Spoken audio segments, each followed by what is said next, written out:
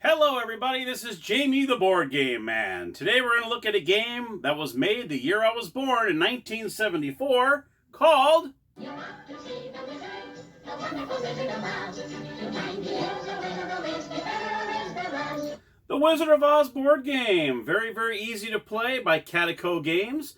Well, let's go to the gamers table and I'll show you how to play.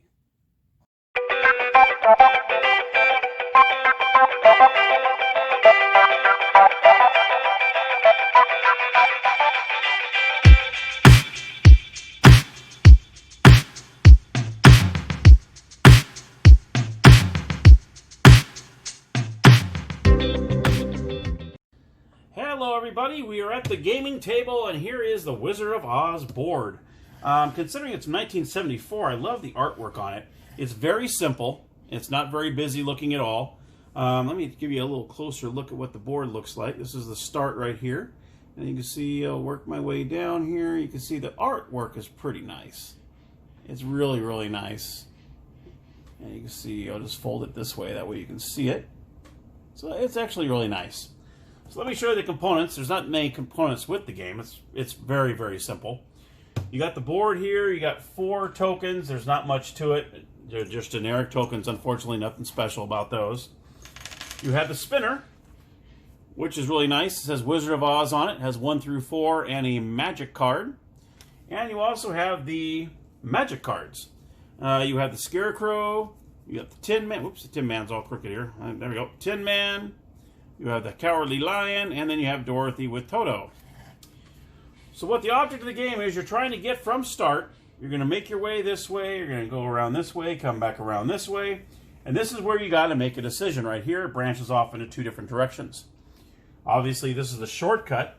But if you want to, I was going to say roll the dice, but I guess in this case you spin the spinner. If you want to press your luck, I should say, there is some pretty bad, nasty go-back spaces throughout this little shortcut. You have a back 5, you have a back 10, you have a back 15, then you have to go back to start. This is a really nasty one, so you have to go all the way back to start. But you can go around this way where you have a head 3, a head 5, and so on. But it's up to you. I guess if you're way far behind, you want to take your chance, go for it. And what you're trying to do is when you make it home, you have to have one of these magic cards with you in order for you to win. How do you get a magic card? It's you either spin it on the spinner, okay? You spin magic card just like that, or if you land on an M. There are some M's on the board, see here, here. So there is some opportunities to get M's on the board to get a magic card. Now what happens is if you land on an M, then you can go ahead and pick up, and it doesn't matter which one you get, as long as you have one. You pick up a magic card, it's yours. Now, say you're coming along and you land on another M, then you have to return it. If you land on another M, then you pick it up. So you go back and forth, and that's the same with the spinner. If you spin magic card, you take one, and say you spin another magic card, then you have to return it. So you're flip-flopping back and forth. So that's pretty much what's happening there. What happens is when you make it to the home, if you do not have a magic card in your hand, you stay there. You'll still spin the spinner, but this time you're going to be trying to spin for a magic card. And when you do, that's when you'll get the magic card and you're still at home, you win the game. But if somebody comes along behind you, they have the magic card, you're sitting there waiting for a magic card, and they come in to finish, then they would win the game because you don't have a magic card. The only time all players can be on the same spot is start.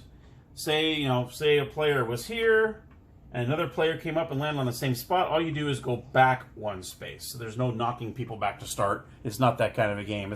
It's not a brutal game like that. All you do is just go back 1 space, and that's all you really do. And you'll see the instructions of the game are not actually in the insert, but on the bottom of the box. So you'll see in the very bottom of the box is the instructions. You can see there's not much to it. Very easy. So there, my friends, is the Wizard of Oz board game. Pretty much what you're doing is you're starting here, you're coming home, but you need to have a magic card in order to win. All right, there you have it. The Wizard of Oz board game. First